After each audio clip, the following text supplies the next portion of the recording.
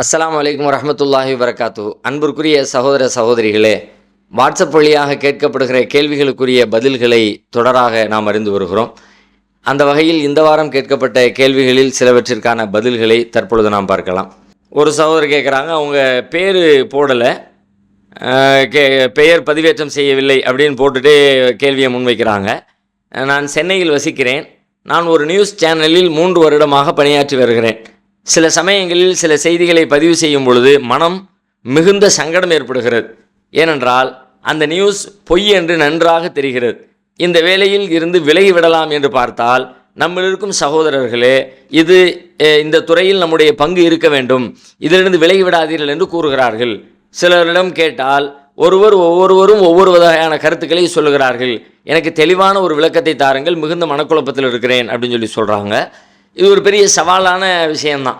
இன்றைக்கு நம்முடைய சமூகத்துக்கு தேவைப்படுகிற முக்கியமான ஆட்களில் ஒரு ஆள் யார் அப்படின்னு சொல்லி கேட்டால் இந்த மீடியாக்காரங்க. ஏன்னா மீடியாவின் வழியாகத்தான் நம்மை பற்றியான பொய்யான செய்திகள், பிம்பங்கள் உண்டாக்கப்படுகிறது. அதை உடை தெரியணும் அப்படின்னா அந்த இடத்துல நம்ம போய் உட்கார்ந்து தான் ஆகணுங்கிற கட்டாயம் இருக்கிறது. அப்போ அப்படிப்பட்ட ஒரு இடத்துக்குள்ளே போக வாய்ப்பு கிடைச்ச ஒருத்தர், அதில் இருக்கிற ஒரு சிக்கல்னால நான் அதில் தொடர்ந்து நீடிக்க முடியலை, சில செய்திகள் பொய்யான செய்தின்னு தெரியுது, இந்த செய்தியை நம்ம அந்த நிறுவனத்துடைய தலைமைக்கு கட்டுப்பட்டு பதிவேற்றம் செய்ய வேண்டிய கட்டாயத்தில் இருக்கிறோம், என்ன பண்ணுறதுன்னு தெரியலை, பொய்யை சொல்லிட்டோமேன்ற மன உறுத்தல் ஒரு பக்கத்தில், இதிலிருந்து விலகிடலாமா என்கிற மாதிரியான ஒரு கேள்வி ஒரு பக்கத்தில், அதே நேரத்தில் இவ்வளோ பெரிய வாய்ப்பு நமக்கு உண்டாகிருக்குது, வேறு இந்த துறையில் இருந்து கொண்டு நம்முடைய சமூகம் சார்ந்த விஷயங்களை உள்ளே கொண்டு போய் சேர்ப்பதற்கான வாய்ப்புகள் இருக்கிறது, அதையெல்லாம் விட்டுறவாங்கிற மாதிரியான ஒரு பெரிய குழப்பம் இருக்குது அப்படின்னு சொல்லி இந்த கேள்வியை முன்வைக்கிறாங்க. உண்மையிலே கொஞ்சம் நிதானமாக முடிவெடுக்க வேண்டிய ஒரு விஷயம். ஏன்னா நாம் மார்க் அடிப்படையில் ரொம்ப தெளிவாக சொல்லப்பட்டிருக்கிற செய்திகளில் காம்ப்ரமைஸ் இருக்கக்கூடாது தான். ஆனாலும் கூட சில விஷயங்களில் நன்மை தீமையை அளவிட்டு பார்த்து, நன்மையின் அளவு எவ்வளவு, தீமையின் அளவு எவ்வளவு என்பதை அளவிட்டு பார்த்து முடிவெடுக்க வேண்டிய விஷயங்களும் மார்க்கத்தில் சமூகத்தில் இருக்கத்தான் செய்கிறது. ஒரே தட்டையான பார்வையில் மார்க்கம் பார்க்க சொல்லலை. சில இடங்களில் ஒரு தவறு என்று சொன்னால் அதை விட ஒரு பெரும் தவறிலிருந்து காப்பாற்றுவதற்காக வேண்டி ஒரு சிறு தவறை செய்ய முடியுமா என்றால், பெருந்தவரிலிருந்து காப்பதற்காக சிறு தவறை அக்செப்ட் பண்ணி தான் ஆகணும்னா அக்செப்ட் பண்ணுகிற வேலைகளை மார்க்கம் நமக்கு மறைமுகமாக சொல்லுகிறது. இது சின்னது செய்யாம விட்டா நான் பெருசு செய்கிற மாதிரி ஆயிரும், அப்போ என்ன பண்ணுறது, அது ஓகேவா, வேண்டாம் அதுக்கு இது பரவாயில்ல. தமிழில் ஒரு பேச்சு வழக்கில் ஒன்று சொல்லுவாங்கள்ல, எரியிற கொல்லியில் நல்ல கொல்லி எந்த கொல்லி அப்படின்னு. எரியிற கொல்லி தான், எல்லாமே எரியத்தான் போகுது, எல்லாம் நம்ம நாசமாக்கத்தான் போகுது. ஆனாலும் என்ன பண்ணுறது, அந்த கொல்லி வந்துச்சுன்னா அவ்வளோதான், வீட்டையே அழித்து காலி பண்ணிடும். அதுக்கு இந்த சுள்ளியை வச்சு எரிச்சுக்கிட்டோம்னா பிரச்சனை இல்லை. இதுவும் தீமை தான், இதுவும் கேடு தான். ஆனால் பெரிய கேட்டிலிருந்து காப்பதற்காக ஒரு சிறு கேட்டை நான் அனுமதிக்கிறேன். நம்ம மதுபானத்தை பற்றி, சூதாட்டத்தை பற்றி சொல்லும்போது கூட அல்லாஹ் சொல்லுவான்ல, யஸ்அலூனக அனில் ஹம்ரி வல் மைசிர் குல் ஃபீஹிமா இஸ்முன் கபீரும் வ மனாஃபிஉ லின்னாஸ் அப்படிமா. அது பின்னாடி முழுசாக தடுக்கப்பட்டுருச்சு, அது அனுமதிக்கப்பட்டிருந்த காலகட்டத்தில் சொல்லப்பட்ட வசனம் இது. அதில் எப்படி சொல்லுவான் அல்லாஹ், அதில் சில நன்மைகளும் இருக்கிறது, ஆனால் அதிகபட்ச தீமை இருக்கிறது. அப்போ ஒரு விஷயத்தை பார்க்கிற பார்வையில் இதுவும் ஒரு பார்வை. இந்த வசனம் இப்போ நடைமுறையில் இல்லை, நமக்கு இந்த சட்டம் மாற்றப்பட்ட சட்டம் வந்துட்டாலும் கூட ஒரு விஷயத்தை சரி தவறை தீர்மானிப்பதற்கான அளவுகோல்களில் ஒன்றாக பெரிய தவறா சிறிய தவறா, பெரிதிலிருந்து காப்பதற்காக வேண்டி ஒரு சின்ன தப்பை செஞ்சுக்கலாமா என்கிற மாதிரியான ஒரு கேள்விகள் வரும் பொழுது அந்த கோணத்திலும் நாம் பார்க்க வேண்டும், பார்க்க முடியும். பார்ப்பது மார்க்கத்தில் உள்ளது தான் என்று புரிந்து கொள்கிற வகையில் தான் இந்த சான்றுகளை எல்லாம் நம்ம குர்ஆன் ஹதீஸிலிருந்து பார்க்குறோம். அதனால் இந்த துறையில் இந்த மாதிரி தவறுகளை இல்லாமல் செய்வதற்கு எவ்வளவு முடியுமோ அவ்வளோ செய்யுங்க. அதுக்காக வேண்டி போராடுங்க, ஃபைட் பண்ணுங்க. அதில் உறுதியாக நிற்கிறதுக்கு என்னவெல்லாம் செய்ய முடியும்னு செய்யுங்க. வேறு வழியே இல்லை, நெருக்கடியான ஒரு காலகட்டம், வேறு தவிர்க்கவே முடியாது அப்படின்ற மாதிரி இருந்துச்சுன்னா அதனால் ஒரு பெரிய பாரதூரமான விளைவுகளும் ஏற்பட்டு விட போகிறதில்லை. ஒரு நியூஸ் மாதிரி போகுது, அதே நேரத்தில் இது ஒரு பெரும் கொந்தளிப்பை ஏற்படுத்துகிற, ஒரு பெரும் ஃபித்னாவை ஏற்படுத்துகிற அந்த மாதிரியான சிக்கல்லாம் இதுக்குள்ளே ஒன்றுமே இல்லை என்கிற மாதிரி இருந்துச்சுன்னு சொல்லி சொன்னால் அல்லாஹ்விடத்தில் தௌபா கேட்டுட்டு, ஏன்னா இதனுடைய நன்மைகள் அதிகம் அப்படிங்கிற பட்சத்தில் இப்போ நீங்கள் போட்ட இந்த நியூஸு அவ்வளவுதான் போச்சுன்னா முடிஞ்சிச்சு, இந்த மனிதருடைய உரிமை பாதிக்கப்படும், இந்த ஆளை பற்றி ஒரு தப்பான இமேஜ் உண்டாயிரும், அல்லது ஒரு பெரிய மோசமான ஒரு குழப்பம் சமூகத்தில் ஏற்பட்டுரும், அப்படியெல்லாம் இல்லை. இது ஒரு 10ஓட 11 ஒரு நியூஸ் அடிச்சு விடணுன்ற மாதிரி ஒரு நியூஸாக தான் போகுது. இதுக்காக வேண்டி நம்ம இந்த தொழிலை விட்டே உதாசீனப்படுத்தி வெளியே போகணும்னு நினச்சோம்னா இதன் வழியாக சமூகத்திற்கு கிடைக்கிற, சமூகத்துக்கு செய்ய முடிந்த பல நன்மைகளை நாம் இழந்துவிடக்கூடும் என்று நினைத்தால், அப்போ நீங்கள் இதை விட அதை தேர்வு செய்வது தான், இதை சகித்து கொள்கிற ஒரு முடிவை எடுப்பது தான் இயன்றவரை போராடுதல் என்கிற ஒரு நிலையை நோக்கி நீங்கள் நகர்வது தான் பொருத்தமான ஒரு விஷயமாக இருக்கும் என்று சொல்லி ரெண்டுக்கு இடைப்பட்ட நிலையில் முடிவெடுக்க வேண்டியது இருக்கிறது. ஆனாலும் கூட இதில் அந்த இஷ்யூ தான் தீர்மானிக்கும். இந்த பிரச்சனை எதை நீங்கள் பதிவேற்றம் செய்கிறீர்கள், பொய் அப்படின்னா பொய் தான். ஆனால் பொய்யில் பல வகை இருக்குல்ல. ஒரு பொய் சில பேரை காலி பண்ணும், சில பேருடைய மானத்தை வாங்கும், சில பேரை தூக்கில் தொங்க வைக்கும். சில பொய் ஒன்றுமே எதுவுமே செய்யாது, அப்படியே தலையாட்டிட்டு போகிற மாதிரி இருக்கும். எங்கடா போயிட்டு வந்தேன், வெளியே ஒன்று இருந்துட்டு வந்தேன் அப்படின்னு சொன்னான்னா என்ன, அது அது பொய் தான். அவன் ஏதோ கடையில் போய் டீ குடிச்சிட்டு வந்திருக்கலாம், வந்தவன் ஒரு பாத்ரூம் போயிட்டு வந்தேன்னு சொல்லிட்டான். இது என்னத்தை ஏற்படுத்தும்? இதுவும் பொய் தான். பொய் என்ற அடிப்படையில் எல்லாம் ஒரே மாதிரி அப்படின்னு வச்சிட முடியாது. பொய்யில் கேட்டகரியிருக்குல்ல, அதனால் ஏற்படுகிற விளைவுகளை வைத்து, மாற்றங்களை வைத்து, ஏற்படக்கூடிய பாதிப்புகளை வைத்து அதை நம்ம கணக்கிடணும்ல. அந்த கோணத்தில் நீங்கள் யோசித்து பரிசீலித்து அதை சொல்லப்படுகிற சூழலுக்கு தகுந்த மாதிரியான ஒரு முடிவை நோக்கி நீங்கள் நகரணும். ஆகையினால அதிகபட்ச நன்மைகளை தருகின்ற ஒரு காரியத்தை நாம் டக்கென்று உதாசீனப்படுத்தி புறக்கணித்து விடாத ஒரு நிலையை நோக்கி நகரணும். அது கேஸ் பை கேஸாக என்ன பிரச்சனை, எதுக்காக வேண்டி அப்படிங்கிறதையெல்லாம் யோசித்து முடிவெடுக்க வேண்டிய அம்சங்கள் அதற்குள்ளே இருக்கிறது என்பது நீங்கள் கூடுதலாக புரிஞ்சுக்குங்க. எல்லாத்தையும் கேட்கணும்னு கேட்க வேண்டிய அவசியம் இருக்கிற மாதிரி தெரியல. ஏன்னு கேட்டால் சில விஷயங்களை பொறுத்த வரைக்கும் நீங்கள் உங்கள் கல்வியில் தீர்ப்பை கேளுங்க. அப்படியே அதுவும் ஒரு வழிமுறை. அந்த வழிமுறையை சொல்கிறாங்க, இஸ்தப்தி கல்பக்க, உன் உள்ளத்தில் ஒரு தீர்ப்பை கேளு. உள்ள அது ஒத்துக்கவே இல்லை, எப்படி இருந்தாலும் எப்படிப்பா ஏற்றுக்கவே முடியாது, இவ்வளவு பாரதூரமான அப்படின்னு சொல்லிட்டு உங்கள் கல்பு அதை ஒத்துக்கலை, ரொம்ப பெரிய உறுத்தலா உங்களை உண்டாயிடுச்சு அப்படின்னு சொன்னால் அப்போ நீங்கள் எடுக்க வேண்டிய முடிவு எடுத்துருங்க. அல் இஸ்மும் மா ஹாக்கஃபி சதுரிக்க, உன் உள்ளத்தை எது உறுத்துதோ அது பாவம் அப்படிங்கிறாங்க. அப்படின்ற அடிப்படையில் நீங்கள் அந்த மாதிரியான ஒரு முடிவை நோக்கி பயணிங்க. எடுக்கிற முடிவு சாதக பாதங்களை வைத்து, இதனால் ஏற்படுகிற விளைவுகளை வைத்து, நன்மை எவ்வளவு தீமை எவ்வளவு என்பதை வைத்து உங்களுடைய முடிவுகளை நீங்கள் தேர்வு செய்தால் அது உங்களுக்கும் இந்த சமூகத்துக்கும் பயனுள்ளதாக இருக்கும் என்பது நம்முடைய கருத்து. அடுத்து அரஃபாத் அப்படிங்கிறவங்க துபையிலிருந்து கேட்குறாங்க, பெண்கள் தங்களுக்கு மீசை தாடி வளர்வதை ஷேவ் பண்ணலாமா, அது மார்க்கத்தில் அனுமதி இருக்கிறதா அப்படின்னு சொல்லி கேட்குறாங்க. தாராளமாக ஷேவ் பண்ணலாம். ஏன் அப்படின்னு கேட்டால் அது ஒரு ஊனத்தை சரி செய்வதை போல. இயல்பாக ஒரு பெண் என்று சொன்னால் அந்த பெண்ணுக்கு மீசை தாடிலாம் இருக்காது, அதான் பெண்களுடைய தோற்றம். ஆண்களுக்கு தான் ஆண்களுடைய படைப்புக்கு தான் எல்லாம் மீசை தாடி அப்படிங்கிற அந்த ஏற்பாடை செஞ்சு வச்சுருக்கிறான். அப்போ இந்த மாதிரி இயல்புக்கு மாற்றமாக, வழக்கத்திற்கு மாற்றமாக உடலில் ஒரு ஊனம் என்கிற அடிப்படையில் தான், அது இயல்பான உடல் அமைப்புன்னு சொல்லி சொன்னால் அந்த மீசை தாடி வளரக்கூடாது. பெண்ணுக்கு, ஆணுக்கு வளரணும், பெண்ணுக்கு வளரக்கூடாது. வளர்ந்ததுன்னு சொல்லி சொன்னால் அப்போ இயல்புக்கு மாற்றம்னு சொன்னால் அது எது இயல்புக்கு மாற்றமாக இருக்கோ அதை தான் ஆப்ரேஷன் பண்ணுவோம், அதான் சரி பண்ணுவோம், அதுக்கு வைத்தியம் பார்ப்போம், அதை நீக்கி சரி பண்ணுறதுக்குரிய வேறு எல்லாத்தையும் செய்வோம்.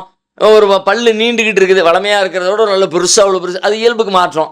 அப்போ என்ன பண்ணுறோம், அந்த பல்லை அறுவை சிகிச்சை பண்ணுறது, அதை சரி பண்ணுறது, அதை நேர்படுத்துகிற வேலைகளை செய்கிறது. உதடு அன்னப்பளவுங்கிறாங்களே, உதடு நல்லா ரெண்டாக பிளந்து போய் எல்லாத்துக்கும் ஒன்றா இருக்கணும், ரெண்டாக பிளந்து போய் ஒரு மாதிரி விகாரமான ஒரு தோற்றத்தை தந்திருக்கிறது அப்படின்னா அறுவை சிகிச்சை பண்ணுறோம்ல. அப்போ அதுவெல்லாம் வழக்கத்துக்கு மாற்றம் தானே. இப்போ இந்த வழக்கத்துக்கு மாற்றமாக இருக்கிற உடல் உபாதைகளை எல்லாம் சரி செய்வது மார்க்கத்தில் அனுமதியா இல்லையான்னு கேட்டால் எல்லாரும் சொல்லுவோம் ஆமாம் அனுமதி தான் அப்படின்னு. மார்க்கத்தில் அனுமதி இருக்குது. நபி ஸல்லல்லாஹு அலைஹி வஸல்லம் காலத்தில் அந்த மாதிரி சில மூக்கு போர்க்களத்தில் வெட்டப்பட்ட நபித்தோழர்கள் அந்த மூக்கை சரி செய்ததற்கு அதுக்காக சில தங்கத்தினாலான விஷயங்களை எல்லாம் அந்த காலத்தில் இருந்த டெக்னாலஜியை பயன்படுத்தி செஞ்சாங்கன்னா சில விஷயங்கள் நம்ம பார்க்குறோம் ஹதீஸ்களில். அந்த அடிப்படையில் சரி செய்து கொள்வது என்பது ஊனத்தை சரி செய்வது தான். அதுபோல் பெண்கள் தங்களுடைய மீசை தாடி வளர்ந்தால் அதை சரி செய்து கொள்வது அவங்க நோய்க்கு வைத்தியம் பார்க்குற மாதிரி தான். தாராளமாக பார்க்கலாம், மார்க்கத்தில் எந்த தடையும் இல்லை. அடுத்து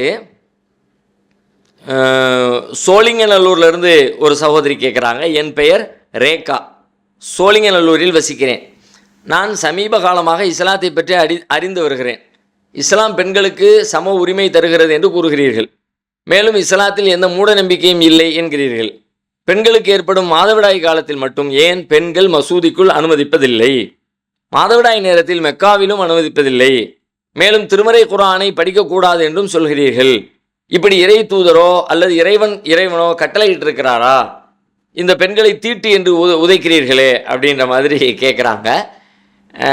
பெண்களுக்கு சம உரிமை வழங்கி இருக்கிறது என்று பல பேர் பேசுகிறாங்க, வைக்கிறாங்க இஸ்லாத்தில். ஆனால் பெண்களுக்கு சம உரிமையெல்லாம் வழங்கப்படலை. பெண்களுக்கும் சரி ஆண்களுக்கும் சரி தேவையான உரிமை, ஆணுக்கு தேவைப்படுகிற உரிமைகள் ஆணுக்கு, பெண்ணுக்கு தேவைப்படுகிற உரிமைகள் பெண்ணுக்கு. இந்த சம உரிமை என்பது ஏற்றுக்கொள்ள முடியாது. சில இடத்துல ஆணை உசத்தி வைக்கணும், அவனுக்கு கூடுதல் உரிமைகளை கொடுக்கணும். சில இடத்துல பெண்ணை உயர்த்தி வைக்கணும், அவளுக்கு கூடுதல் உரிமைகளை கொடுக்கணும். அவள் எதில் கெப்பாசிட்டியோ எதில் திறமையோடு இருக்கிறாங்களோ அதில் அவங்களுக்கு தேவைப்படக்கூடிய வாய்ப்புகளையும் வசதிகளையும் உண்டாக்கி கொடுக்கணும். அதை அந்த வாசலை திறந்து வைக்கணும். ஆண் எதில் திறமையோடு இருக்கிறானோ அந்த விஷயத்தில் அவனுக்கான வாய்ப்புகளை ஏற்படுத்தி கொடுக்கணும். அந்த மாதிரி தான் இஸ்லாத்தில் சொல்லப்பட்டிருக்கிற உரிமைகள் கடமைகள் ஆணுக்கும் பெண்ணுக்குமான எல்லாத்தையும் நீங்கள் எடுத்து பார்க்கலாம். ஒரு தாய் தந்தை அப்படின்னு வரும்பொழுது தாய் தந்தை ஆண் பெண்ணு தான். ஆனால் இந்த தாய் அப்படிங்கிற இடத்துக்கு பக்கத்தில் கூட ஒரு தந்தை வர முடியாது. நபிகளார் இடத்துல ஒருத்தர் வந்து கேட்குறாருல, நான் வந்து இந்த உலகத்தில் யாரோடு ரொம்ப நன்றி கடன் பட்டிருக்கிறேன், யாரோடு நெருக்கம் பாராட்டுவதற்கு அதிக தகுதி இருக்கிறது அப்படின்னு கேட்கும்போது, உன் தாய் தான், உன் தாய்க்கு தான் நீ உபகாரம் செய்யணும், அந்த அளவுக்கு உபகாரம் செய்கிறதுக்கு நெருங்கி இருக்கிறதுக்கு நன்றி பாராட்டுவதற்கு யாருமே இல்லைப்பா அப்படிங்கிறாங்க. அப்போ அடுத்து அப்படின்னு கேட்குறாரு, அடுத்தும் தாய் தான். மூணாவது கேட்குறாரு, அப்பவும் தாய் தாங்கிறாங்க. நாலாவது திரும்ப கேட்குறாரு, அப்பந்தான் தந்தைங்கிறாங்க. அப்போ ஆண் பெண் என்கிற அடிப்படையில், கணவன் மனைவி என்கிற அடிப்படையில் ரெண்டு பேரையும் இப்போ இந்த இடத்துல இஸ்லாம் என்ன பார்க்குது அப்படின்னு கேட்டால், ஒரு தாயுடைய இடத்த தந்தை அடைய முடியாது. ஏன்னா மகனுடைய வருகையில், மகனுடைய வளர்ப்பில், மகனுடைய உருவாக்கத்தில் ஒரு தந்தையின் பங்கு என்ன, தாயின் பங்கு என்ன அப்படின்னு பார்த்தா, தாய் பெரும் தியாகத்தை செய்து தான் இந்த மகன் உலகத்துக்கு வந்து உலாவிக்கிட்டு இருக்கிறான். தந்தை பெரிய தியாகம்லாம் ஒன்றும் செய்யலை.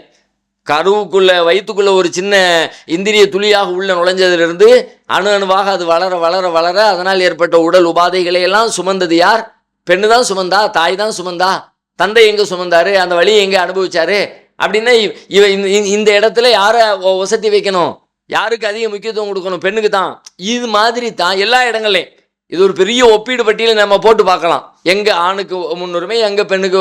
வீட்டில் ஒரு முடிவெடுக்க வேண்டியது இருக்குது. ஒரு பொருளாதார ரீதியாக இந்த பொருள் வேணுமா வேணாமா, இந்த மாதம் வீட்டு ஃப்ரிட்ஜ் வேணுமா வேண்டாமா அப்படின்ற ஒரு தேவை இருக்குது. ஃப்ரிட்ஜை பயன்படுத்த போகிறது பெண்கள் தான். அதில் ஜாமான் வச்சு எடுத்து அது வசதி தான். ஆனால் அந்த ஃப்ரிட்ஜுக்காக வேண்டி உழைச்சி பணத்தை கொண்டு வந்து கொடுக்க வேண்டிய பொறுப்பு ஆணுக்கள் இருக்குது. இப்போ யார் முடிவெடுக்கிற இடத்துல? தேவைப்படுகிற ஆசைப்படுகிற பெண்ணை முடிவெடுக்கிற இடத்துல வைக்கிறதா? அவளுக்கு அந்த உரிமையை, அந்த ரைட்ஸ் உனக்கு தாமா, நீ சொன்னால் ஃப்ரிட்ஜு, அவர் பேச்சுனா பேச்சு அப்படி சொல்லாது. இப்போ இவர் சொல்கிறது தான். ஏன்னா அதுக்காண்டி உழைக்கிறவர் அவர், கடன் வாங்குறவர் அவர், அது அந்த கடனை அடைக்க போகிறவர் அவர், அந்த வழியெல்லாம் அவருக்கு தான் தெரியும். இப்போ ரைட்ஸ் யாருக்கு கூடுதல்? ஒரு ஆணுக்கு கூடுதல். பெண்ணுக்கு இந்த இடத்துல உனக்கு ரைட்ஸ் கிடையாது. அவன் சொல்கிறது கேட்டுட்டு போ, ரெண்டு பேரும் பேசுங்க, கலந்து சொல்லுங்கள், உங்களுடைய காரணத்தை எல்லாம் தேவைகளை எல்லாம் எடுத்து சொல்லுங்கள். ஒரு ஃப்ரிட்ஜ் இருந்தால் நல்லாயிருக்கும், வைக்கும், ஓகே, எல்லாம் கரெக்டு தான். இல்லைம்மா இப்போ என்ன பண்ணுறது, மாத சம்பளமே 10,000 தான், அதில் ஒரு ஃப்ரிட்ஜுக்காக வேண்டி இப்போ கொண்டு போய் என்னால் ஒரு 15,000 இன்வெஸ்ட்மெண்ட் பண்ண முடியாது, அதனால் இந்த மாதம் உனக்கு கிடையாது அப்படின்னு முடிவெடுத்துட்டாரா? எடுக்கிற ரைட்ஸ் அவருக்கு. நம்ம கட்டுப்பட்டு தான் போகணும் ஒரு பெண்ணே தவிர, இல்லை வந்து தான் ஆகணும், நான் சொல்கிறதான் சட்டம்னு ஒரு பெண் அந்த இடத்துல நிற்க முடியாது. இப்படித்தான் ஒரு ஆணுக்கும் பெண்ணுக்குமான உரிமைகளையும் கடமைகளையும் தேவைக்கு ஏற்ப இஸ்லாம் தீர்மானித்திருக்கிறதே தவிர, ஆண் பெண் சமம் என்கிற உரிமை என்று சொல்லப்படுவது ஏற்புடைய செய்தியல்ல. ஆனாலும் பரவலாக பொதுவாக சமத்துவம்னு பேசுறதுனால அப்படி பல பேர் பேசிக்கிட்டு இருக்கிறாங்க. இது ஒரு செய்தி, இது கூடுதல் செய்தி. கேள்வி இது அல்ல, இது கூடுதல் செய்தி. ரெண்டாவது, அவங்களுடைய கேள்வி இதில் என்னன்னு கேட்டால், சரி இது மாதிரிலாம் இருக்கல, நீங்கள் வந்து ஒரு பெண்ணை எதுக்கு அப்போ மாதவிலக்கு காலத்தில் வந்து பள்ளிக்குள்ளே அனுமதிக்கிறது இல்லை, இது ஏதோ அவங்கள வந்து தீட்டுன்னு சொல்லி ஒதுக்கி வச்சு மற்ற சமூகத்தில் இருக்குத, அது மாதிரி இருக்குத என்று சொல்லி கேட்குறாங்க. நீங்கள் அதோடு இதை ஒப்பிட முடியாது. ஏன்னு கேட்டால், குளிப்பு கடமையான நிலையில் இருக்கிற ஒரு பெண் பள்ளிவாசலுக்குள் வரக்கூடாது என்று சொன்னால், பெண் என்பதற்காக அப்படின்னு நீங்கள் நினைக்கிறீங்க. இந்த கேள்வி ஏன் இந்த கேள்வி வருதுன்னு கேட்டால், அவள் பெண் என்பதற்காக வேண்டி, அதுக்காக வேண்டி தான் அவன் வந்து அவளுடைய உரிமை மறுக்கப்பட்டிருக்குன்னு இல்லை. குளிப்பு கடமையான நிலையில் ஒரு ஆண் இருந்தால், இப்போ குடும்ப வாழ்க்கையில் ஈடுபட்டார்னு வச்சுக்கோ, அப்போ ஒரு குளிப்பு கடமையான நிலையில் இருக்கிறாருன்னு அர்த்தம். அசுத்தமாக இருக்கிறாரு, குளிச்சுட்டு தான் வரணும். இந்த மாதிரி அவருடைய உடலில் இருந்து இந்திரிய துளி வெளியாயிடுச்சு, அப்போ அவர் குளிப்பு கடமையான நிலையில் இருக்கிறார். கிட்டத்தட்ட ஒரு பெண் எந்த நிலையில் இருக்கிறாளோ அதே நிலையில் தான் இப்போ ஒரு ஆணும் இருக்கிறாரு. அப்படி இருந்தால் அந்த பெண்ணு குளிச்சு சுத்தமானதுக்கு பிறகு பள்ளிவாசலுக்கு வர வேண்டும் என்று சொல்லப்பட்ட சட்டத்தை போல ஆணுக்கும் அதே சட்டம் தான். ஆணும் குளிப்பு கடமையான நிலை, அவரும் பள்ளிவாசலுக்கு வரக்கூடாது. பெண்ணுங்கிறதுனால மட்டும் ஆணுங்கிறதுனால வசதி அப்படி இல்லையே. அங்கே வந்து ரெண்டு பேருக்குமான விஷயந்தான் மேட்ரு. இங்கே ரெண்டு பேரும் வந்து குளிக்க வேண்டிய நிலையில் இருக்கிறீங்க. குளிச்சு உங்களை பரிசுத்தப்படுத்தினதுக்கு பிறகு இறைவனுடைய ஆலயத்துக்கு வாங்க. குரான்லே இருக்கிறது, ஆபிரி சபீலின் ஹத்தா தகுத்த சிலு, குளிச்சு சுத்தமாகிற வரைக்கும் நீங்கள் ஒரு நிர்பந்தத்துக்காக வேண்டி பள்ளிவாசலுக்கு வந்துக்குங்க. கடந்து செல்ல வேண்டிய தேவை இருக்குது, அப்படி தான் வழி இருக்குது. இல்லை இல்லை அவள் பள்ளிவாசல் புனிதம் அதனால் போகவே கூடாதுன்னு சொல்லிட்டு நீங்கள் வெளியில் உட்காந்துக்கிட்டுன்னு கட்டாயம் இல்லை. ஒரு வழி இல்லை, அப்படி தான் போகணும், கடந்து போகணும், ஒரு அத்தியாவசியம், அது மாதிரி போயிருக்க, பிரச்சனை இல்லை. ஆனால் பள்ளிவாசலுக்கு வர்றேன், நான் தொலை வர்றேன், வழிபாடு செய்ய வர்றேன், அங்கே வந்து இருக்க போகிறேன் அப்படிங்கிற மாதிரி வர்றதா இருந்தால் இந்த குளிப்பு கடமையான நேரத்தில் நீங்கள் வராதிங்க. யார்? பெண்ணும் வராத, ஆணும் வராத, 2 பேருக்கும் அந்த சட்டத்தை போட்டு வச்சு 2 பேருக்குமான இந்த இடத்துல வித்தியாசத்துக்கு வேலையே இல்லை. இங்கே அங்கே குறைஞ்சோ அப்படின்னு சொல்ல தேவையில்லை. 2 பேரும் இறைவனுடைய அடிமைகள்.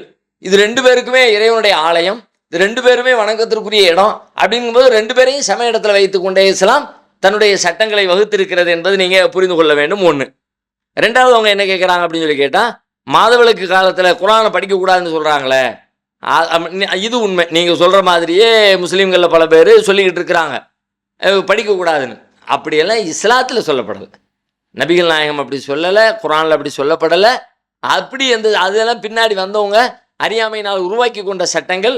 தாராளமாக மாதவிலக்கு ஏற்பட்டிருக்கிற நேரத்தில் அவங்க குரானை படிக்கலாம், பிறருக்கு படித்து கொடுக்கலாம், எந்த தடையும் இல்லை, எந்த தப்பும் அதனால் அவங்களுக்கு ஏற்பட்டு விட போவதில்லை, தாராளமாக செய்யலாம். இது பிற்காலத்தில் வந்தவர்கள் உண்டாக்கி கொண்ட தவறான நடைமுறைகளில் ஒன்று. இன்னும் சொல்ல போனால் இந்த குரானை தொடக்கூடாது என்பதெல்லாம் கூட இப்போ கேலிக்குரியதாக மாறிக்கிட்டு இருக்கு. மாதவிலக்கு காலத்தில் நீங்கள் குரானை தொடக்கூடாதுன்னு சில முஸ்லீம்கள் சொல்கிறாங்கல்ல. இப்போ பாருங்கள், குரானுடைய வடிவமே மாறிடுச்சே. முந்தி குரான் புத்தகமாக மட்டுமே இருந்த காலத்தில் ஓகே, குரானை தொடக்கூடாதுன்னு சொன்னால் ஒரு பொருள் இருக்கிறது, ஒரு அர்த்தம் இருக்குன்னு விளங்குது. ஆனால் இப்போ குரான் புத்தக வடிவத்தில் மட்டுமா இருக்குது, கம்ப்யூட்டர் வடிவத்தில் இருக்குதே, செல்ஃபோன் வடிவத்தில் இருக்குதே, செல்ஃபோனுக்குள்ளே உட்காந்துருக்கிற டிஜிட்டல் வடிவத்தில் உட்காந்துருக்குதே. இப்போ இதை தொடராமா கூடாதா என்கிற கேள்விக்கு எங்கேயுமே பதில் இல்லை. ஏன்? உள்ளுக்குள்ளே முழு குரானும் இருக்குதே. இப்போ இதை தொட்ட குரானை தொட்ட மாதிரி தானே. அப்படி அதையெல்லாம் யோசிக்கும் பொழுது பின்னாடி வந்தவங்க உருவாக்கினா இப்படி தான் பதில் சொல்ல முடியாத கேள்விகள் வரும். மனுஷன் உருவாக்கின எல்லாத்துலேயும் முரண்பாடு வரும், பதில் சொல்ல முடியாத ஒரு நிலை வரும். படைச்ச இறைவன் சொன்ன சட்டமாக இருந்தால் எந்த இடத்துலையும் திணற வேண்டிய தேவையே வராது.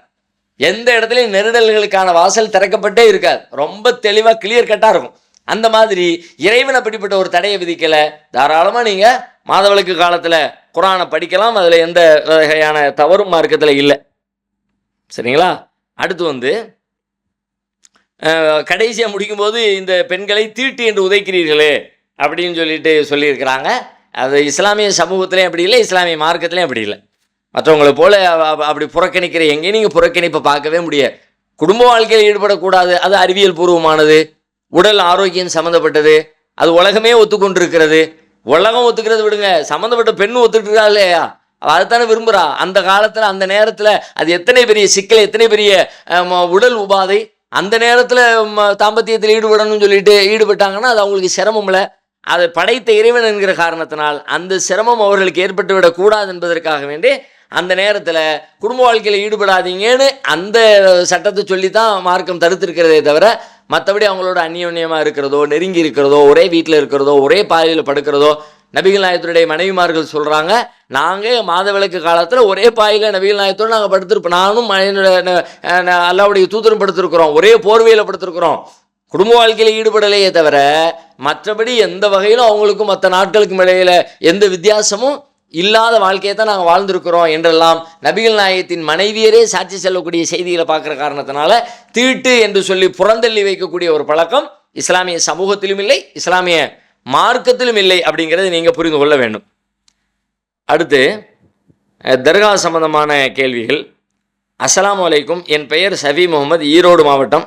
என்னுடைய கேள்வி, எங்கள் வீட்டில் தர்காவுக்கு செல்கிறார்கள், என்னையும் அழைக்கிறார்கள், ஆனால் நான் இதுவரைக்கும் செல்லவில்லை.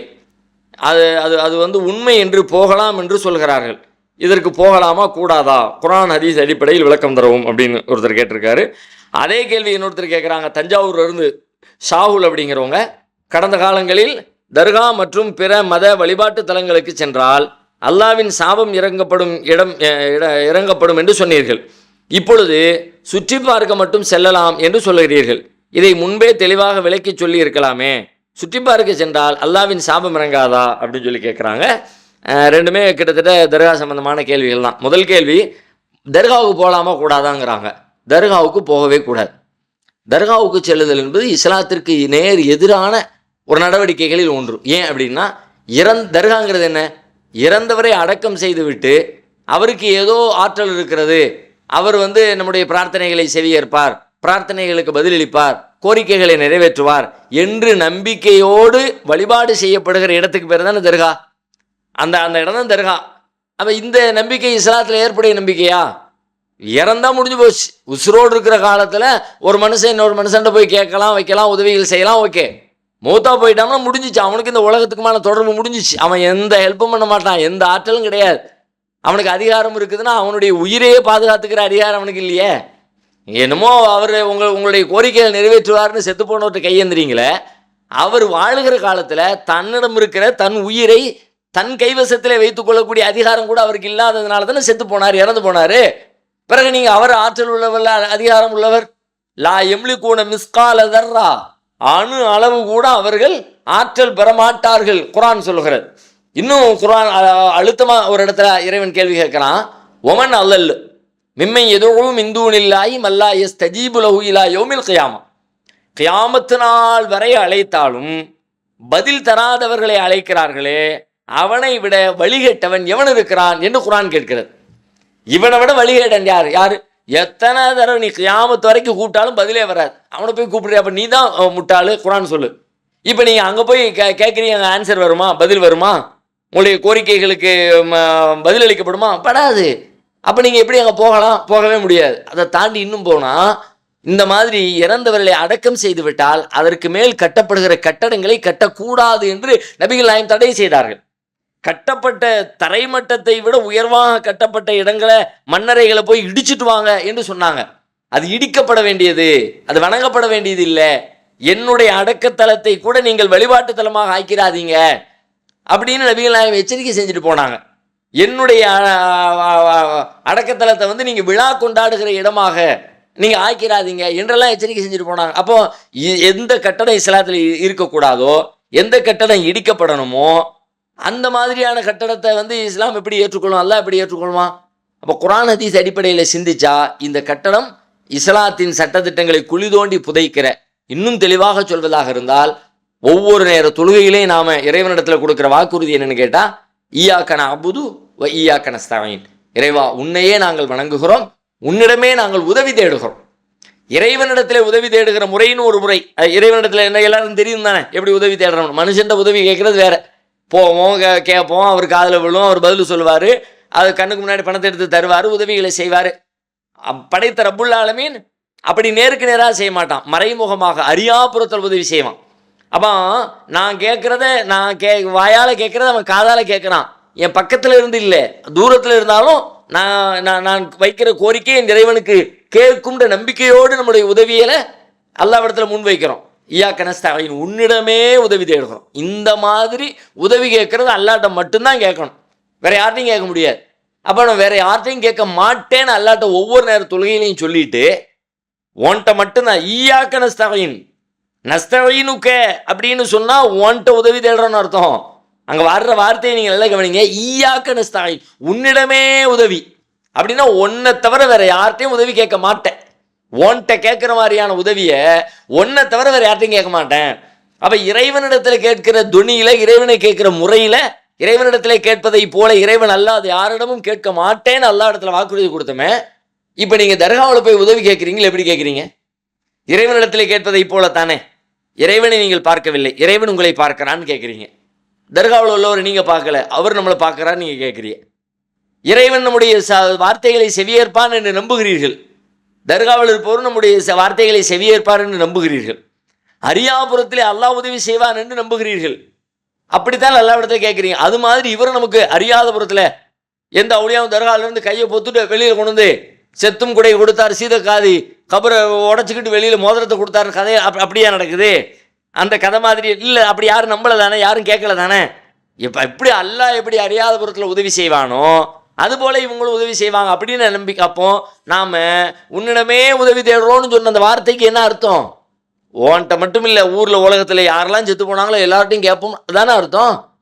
எனவே இந்த கட்டடம் இஸ்லாத்திற்கு எதிரானது, இடிக்கப்பட வேண்டியது, தரைமட்டமாக்கப்பட வேண்டியது. பிரார்த்தனைகள் அனைத்தும் அல்லாஹ்விற்கு மட்டுமே உரித்தானது. அல்லாஹ்வை தவிர வேறு யாரிடமும் பிரார்த்திப்பதற்கு தகுதி கிடையவே கிடையாது. இந்த மாதிரியான வழிபாடு செய்யக்கூடிய தலங்கள் அழிக்கப்பட வேண்டும். நபிகள் நாயகம் ஸல்லல்லாஹு அலைஹி வஸல்லம் தன்னுடைய மரணத்திற்கு சில நாட்களுக்கு முன்னாடி சொன்னாங்க, லஅனல்லாஹுல் யஹூத வன் நஸாரா இத்தகது குபூர அம்பியாயிஹிம் மசாஜிதா. யூதர்களையும் நசாராக்களையும் அல்லாஹ் அழித்து நாசமாக்கட்டும். ஏன் தெரியுமா? அவர்கள் தங்களுடைய நபிமார்களின் அடக்க ஸ்தலங்களை வணக்க ஸ்தலங்களாக ஆக்கி கொண்டார்கள். நபிமார்களின் அடக்க ஸ்தலங்களை, இறைவனின் தூதர், இறைவனால் தேர்வு செய்யப்பட்டு உலகத்திற்கு அனுப்பப்பட்ட இறை தூதர்கள் இறந்த பிறகு அவர்களை அடக்கம் செய்த இடத்தை புனித இடமாக யார் மாற்றினார்களோ அவர்கள் அல்லாஹ்வால் சபிக்கப்பட வேண்டியவர்கள் ரசூலுல்லாஹ் சொன்னாங்கன்னா, இப்போ நாம் அந்த வேலையை தானே செஞ்சுக்கோம். யாருக்கு? நபிமார்களை செய்யலை, யாருன்னே தெரியாத ஆட்களுக்கெல்லாம் செஞ்சு வச்சுருக்கோம்ல. அப்போ அல்லாஹ்வுடைய சாபம் தானே கிடைக்கும், அல்லாஹ்வுடைய அருள் எப்படி கிடைக்கும்? எனவே தர்கா என்பது இஸ்லாத்தில் கூடாத, செல்லக்கூடாத, இருக்கக்கூடாத ஒரு கட்டடம்ங்கிறத புரிந்து கொள்ள வேண்டும். ஒன்று. ரெண்டாவது, தொடர்ந்து தஞ்சாவூர்லேருந்து கேட்குறவங்க அவங்க என்ன கேட்குறாங்கன்னா, முந்தி போகவே கூடாது நீங்கள், இப்போ என்னென்னு கேட்டால் சுற்றி பார்க்க போகலாங்கிறீங்க. சுற்றி பார்க்க டூரிஸ்ட் பிளேஸ் மாதிரி போகலான்னு சொல்லலை. என்ன நடக்குன்னே எனக்கு தெரியல, அங்குள்ள நடப்பு என்ன, நிலவரம் என்ன, எப்படி எப்படிலாம் செய்கிறாங்க என்பதை நான் தெரிந்து கொள்ள வேண்டும் என்பதற்காக வேண்டி ஒருத்தர் போகலாமான்னு கேட்டால் அப்படி போகலாம். இப்படி போகிறதுங்கிறது வருஷா வருஷம் போகிறது இல்லை. சுற்றி பார்க்க போகிறதுங்கிறது மாதம் மாதம் கூட போகலாம். ஒரு கொடைக்கானலுக்கு போகிறோம், ஊட்டிக்கு போகிறோம், சுற்றி பார்க்க போகிறோன்னு போகிறோம். ஒரு தடவை தான் போவோமா? பார்த்ததையே திரும்ப திரும்ப பார்க்க போவோம்ல. அது மாதிரி இல்லை. இது என்ன நடப்புனே தெரியலப்பா, அதை அறிந்து கொள்வதற்காக வேண்டி போவது என்பது அது அந்த நம்பிக்கையோடு போவதாக ஆகாது. வழிபாடு செய்ய போகிறேன், பிரார்த்தனை செய்ய போகிறேன், நேர்ச்சி செய்ய போகிறேன், கந்திரி ஆக்க போகிறேன், கையேந்த போகிறேன், அங்கே போய் தொட்டில் கட்டி போட போகிறேன், அங்கே போய் வளையல் போட போகிறேன், அந்த மாதிரி நோக்கத்தில் போகிறதில்ல. அப்படி போகாமல் அங்கே என்ன தான் செய்கிறாங்க, அது நடக்கு இது நடக்குன்னு ஆயிரம் சொல்கிறாங்க, நமக்கு உண்மை தெரியலையே, நேரில் போய் பார்த்துட்டு வந்துடுவோம், உண்மையில இவங்க சொல்கிற மாதிரி தான் அங்கே நடக்குதா இல்லையா அப்படின்னு அறிந்து கொள்வதற்காக, நாலேஜுக்காக ஒருத்தர் போனார் அப்படின்னா அது மார்க்கத்தில் குற்றம் இல்லைங்கிறோம். அதுவும் நம்மளை சுயமாகவா சொல்கிறோம், அதுவும் அல்லாஹ்வுடைய தூதருடைய வாழ்க்கையில் முன்மாதிரி இருக்கிறது. நபிகள் நாயகம் ஸல்லல்லாஹு அலைஹி வஸல்லம் அவங்களுடைய மனைவி உம்மு ஹபீபா ரலியல்லாஹு அன்ஹா அவங்க சிரியாவுக்கு ஹிஜ்ரத்துக்கு போயிருந்தாங்க. அங்கே சிரியாவில் இது மாதிரி பெரிய பெரிய சர்ச்சுகள், கோவில்கள் உண்டு. அந்த கோவில்களில் போய் அங்கே போய் பார்க்குறாங்க, அங்கே எப்படி இருக்குது, அங்கே எப்படியெல்லாம் இருந்துச்சு பார்த்துட்டு, பிறகு மதினா வந்த பிறகு மதினாவில் ரசூலுல்லாஹ்வுடைய வீட்டில் ரசூலுல்லாஹ் படுத்திருக்கிறாங்க. இவங்க அந்த கோயிலுக்கு போயிட்டு வந்தால் அந்த கோயில் அப்படி இருந்துச்சு இப்படி இருந்துச்சுன்னு சொல்லிட்டு பேசிக்கிட்டு இருக்கிறாங்க. படுத்திருந்த ரசூல் ஸல்லல்லாஹு அலைஹி வஸல்லம் அதை கேட்டு எந்திக்கிறாங்க. எந்திரிச்சா நம்ம புரிஞ்சுக்கிட்ட மாதிரி சொல்கிறதா இருந்தால் என்ன சொல்லியிருக்கணும்? என்ன கோயிலுக்கு நான் போயிடுங்கிறியா, அதுங்க எப்படி போக போச்சு, அதெல்லாம் போகக்கூடாது, பாவமான இடம்ல, அல்லாஹ்வுடைய சாபம் இறங்கும், நீங்கள் அழிஞ்சு போயிரு அப்படிலாம் சொல்லியிருக்கோம். அப்படி சொல்லலை.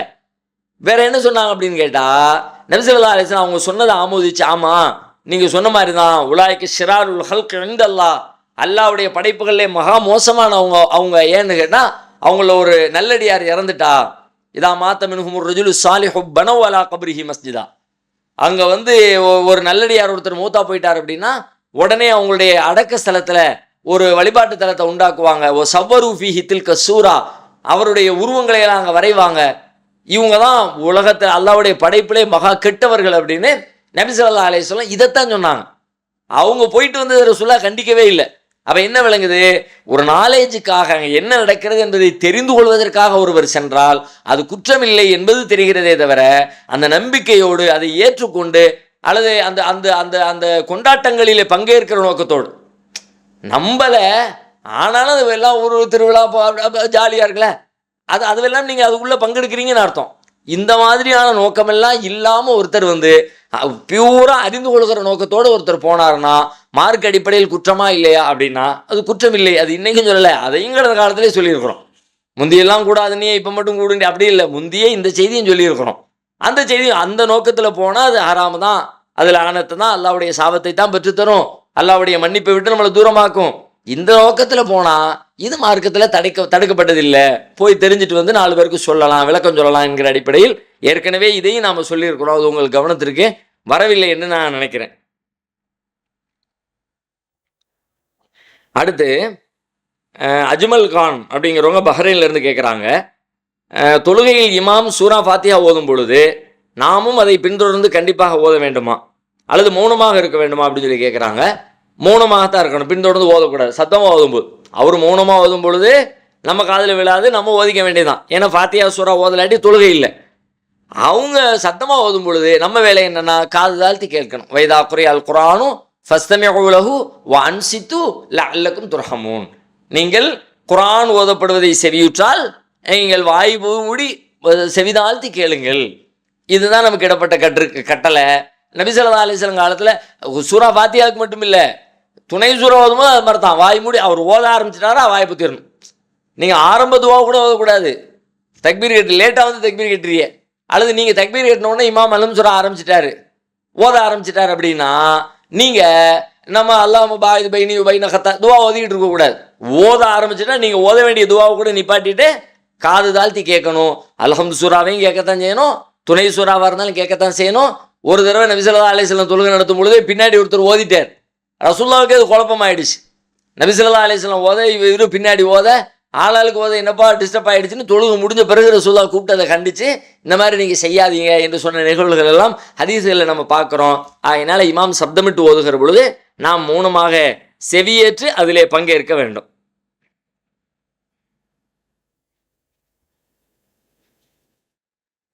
அடுத்து ஒரு சகோதரர் வந்து என்னுடைய ஒரு ஃபோட்டோ ஒன்று போட்டு விட்டு பகிர்ந்து, இது வந்து இதெல்லாம் வஹாபிச ஆட்கள், இவங்கெல்லாம் மார்க் அறிஞர்களாம், இவங்க சொல்கிறதையெல்லாம் மக்கள் கேட்குறாங்க, மற்ற சமூகத்துக்கு ஒப்பா நடக்கிறவர் வந்து அவரை சார்ந்தவர் ரசூலுல்லாஹ் கண்டிச்சிருக்கிறாங்க அப்படின்னு ஒரு ஃபோட்டோ ஒன்று போட்டு விட்ருக்குறாங்க. அது என்ன ஃபோட்டோன்னு கேட்டால், நல்ல இந்த இரண்டு பக்கத்துலேயும் நல்ல வெட்டப்பட்டு மேலே மட்டும் தலைமுடி இருக்கிற மாதிரியான ஒரு காட்சி.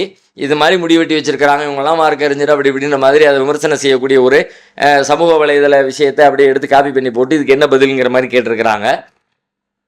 பொதுவாகவே வந்து இந்த முடி வெட்டுகிற விஷயத்தில் மார்க்கத்துடைய சட்டம் என்னன்னு கேட்டால், நம்ம வெட்டுனா மொட்டை அடிக்கிறதா இருந்தால் முழுசாக மொட்டை அடிச்சிடணும், வைக்கிறதா இருந்தால் முழுசாக எல்லா பக்கமும் வச்சுக்க வேண்டியதான். பாதி மொட்டை அடித்து பாதி வைக்கிறது மார்க்கத்தில் அனுமதி இல்லை. நபி ஸல்லல்லாஹு அலைஹி வஸல்லம் காலத்தில் இது மாதிரி ஒரு பையன் வந்து முடி கொஞ்சத்தை வலிச்சுட்டு கொஞ்சத்தை வச்சுக்கிட்டு போகிறத பார்த்த உடனே ரசூல் ஸல்லல்லாஹு அலைஹி வஸல்லம் கூப்பிட்டு அட்வைஸ் பண்ணாங்க. அவரை கூப்பிட்டு, வச்சா யஹலிகு குல்லஹு அவித்ருக்கு குல்லஹு, அடித்தா முழுசாக அடிச்சிரு, இல்லாட்டி விட்டால் முழுசாக விட்டுரு. அதனப்பா பாதி மடிச்சிட்டு பாதி வச்சுருக்கிற. சில சமூகத்தில் அது மாதிரியான காட்சிகளில் நீங்கள் பார்க்கலாம் தானே. இப்படி ஃபுல்லாக ரவுண்டாக எடுத்திருப்பாங்க, இப்படி ஒரு சின்ன வட்டம் மாதிரி போட்டு வச்சுருப்பாங்க, மேலே பூரா எடுத்து வச்சுருப்பாங்க, ஒரு பொடி ரவுண்டு மட்டும் போட்டு வச்சுருப்பாங்க. அதெல்லாம் அப்படியான அந்த மாதிரியான காட்சி அப்படியெல்லாம் இருக்கக்கூடாது. அடித்தா முழுசாக அடிச்சிரு, வச்சா முழுசாக வச்சுக்கன்ற சொன்னாங்க. கிட்டத்தட்ட அந்த கருத்துப்பட இவங்க வந்து மற்றவங்களுக்கு ஒப்பா நடக்கிறாங்கன்ற செய்தி விமர்சனத்தை முன்வைக்கிற வகையில் இந்த விஷயத்தை பகிர்ந்துருக்கிறாங்க. ஆனால் இது அது மாதிரி சொல்லக்கூடிய செய்தி இல்லை. ஏன் அப்படின்னு கேட்டால், நம்ம வலிச்சிட்டு மொட்டை அடிச்சுட்டு ஒரு குறிப்பிட்ட இடத்துல முடி வைக்கிற நோக்கத்தில் இதை செய்யலை. மாறாக பொதுவாகவே நம்ம முடியை வெட்டுகிற நேரத்தில் எல்லாருமே முடி எப்படி வெட்டுவோம்னு கேட்டால், இந்த பகுதியில் குறைவாகவும் மேலே தலை சீவக்கூடிய பகுதியில் கொஞ்சம் அதிகமாகவும் வைப்போம். அங்கே தான் சீவம், இங்கே சீவுவதற்கான தேவைப்படாது. இந்த காதுக்கு பக்கத்தில் இங்கே வந்து டிஸ்டர்பாக இருக்குன்றதுனால இங்குள்ள முடியை குறைவாகவும் தலையின் மேல் பகுதியில் இருக்கிற முடியை கொஞ்சம் அதிகமாகவும் வைக்கிறது வழக்கம். இப்படி தான் நம்ம செய்வோம். எல்லாருமே நம்ம முடிவெட்டக்கூடிய எல்லாருமே அப்படி தான் பண்ணிக்கிட்டு இருப்போம். ஏன்னா இந்த இடைஞ்சலை தவிர்ப்பதற்காக வேண்டி பார்க்குறதுக்கும் அது அழகாக இருக்குங்கிற அடிப்படையில் நம்ம இந்த மாதிரியான முடிவெட்டக்கூடிய வேலைகளை தான் நாடு முழுக்க இருக்கிற எல்லாரும் ஃபாலோ பண்ணிக்கிட்டே இருக்கிறோம். இப்போ அதில் அது மாதிரி வெட்டுகிற நேரத்தில் நாம் ஒரு குறிப்பிட்ட அளவு வச்சு வெட்டும் பொழுது பெரிய வித்தியாசம் தெரியாது. ஒரு தடவை கூடுதலாக வெட்டிட்டார் வெட்டுறவர், பார்த்தா டக்குன்னு தூரத்துலேருந்து பார்க்கும் பொழுதே அது ஏதோ வலிச்சுட்டு மொட்டை அடித்த மாதிரியான ஒரு தோற்றத்தை தர்ற மாதிரி அந்த காட்சி வந்து ஃபோட்டோவில் அமைஞ்சு போச்சு. அதனால் அந்த கேள்வி கேட்குறாங்க. மொட்டை அடிச்சுட்டு வலிச்சுட்டு அது மாதிரி வைக்கிறத நம்ம ஆதரிக்கிறது இல்லை. மீண்டும் இது மாதிரி சந்தேகம் வர்ற அளவுக்கு ரொம்ப நெருக்கடியாக ஒட்ட அடிக்கிற வேலைகளை நம்ம செய்கிறதில்லை. ஒரு தடவை அது மாதிரி நடந்து போச்சு, மீண்டும் அது மாதிரியான காரியத்தை அது மாதிரி எதுக்கு தேவையில்லாத ஒரு நெருடல் உண்டாக்கணும். நான் வலிக்கலை தான், நம்ம பிளேடு போடலை தான், கத்தி போடலை தான், ஆனாலும் கூட பார்க்குறவங்களுக்கு ஒரு சந்தேகம் வருதுன்னு சொல்லி சொன்னால் நம்ம எதுக்கு அப்படி வெட்டணும், அதனால் வெட்ட தேவையில்லை என்கிற குறைவாக ஓரளவுக்கு பார்ப்பதற்கு கருநிறத்தில் அந்த முடி இருப்பது தெரிகின்ற அளவுக்கு நம்ம வெட்டணுமே தவிர, முடியே இல்லை இருக்கா இல்லையான்னு சந்தேகப்படுற அளவுக்கு உண்டான ஒரு தோற்றத்தில் நம்ம வெட்ட வேண்டிய அவசியம் இல்லைன்னு சொல்லிட்டு இப்போ நம்ம அதை வெட்டுறது இல்லை. அதை ஒரு விமர்சனமாக பண்ணிக்கிட்டு இருக்கிறாங்க. அவங்களுக்கு நம்முடைய பதில் இவ்வளோதான். இத்தோடு நம்முடைய நிகழ்ச்சியை நிறைவு செய்யலாம். இன்ஷா அல்லாஹ் வாட்ஸ்அப் வழியாக கேள்வி கேட்க விரும்புகிறவங்க நம்முடைய இந்த முகநூல் பக்கத்தில் தெரியக்கூடிய இந்த நம்பருக்கு வாட்ஸ்அப் எண்ணுக்கு உங்களுடைய கேள்விகளை அனுப்பி வைங்க. உங்களுடைய ஊர், உங்களுடைய பெயரை அதில் தெளிவாக குறிப்பிட்டு உங்களுடைய கேள்விகளை அனுப்பி வைக்குமாறு கேட்டுக்கொள்கிறோம். இன்னும் பல கேள்விகள் இதில் வந்திருக்கிறது. ஆனாலும் நேரம் குறுகலாக இருக்கிற காரணத்தினால் விரிவாக அனைத்து கேள்விகளுக்கும் பதிலளிக்க முடியவில்லை. பதிலளிக்கப்படாத கேள்விகள் அடுத்தடுத்து வரக்கூடிய வாரங்களில் தொடர்ச்சியாக பதிலளிக்கப்படும் என்கிற செய்தியையும் சேர்த்து சொல்லிக் கொள்கிறோம். வாஹிரு தாவானா அல்ஹம்துலில்லாஹி ரபில் ஆலமீன். அஸ்ஸலாமு அலைக்கும் வரஹ்மத்துல்லாஹி வபரகாத்துஹு.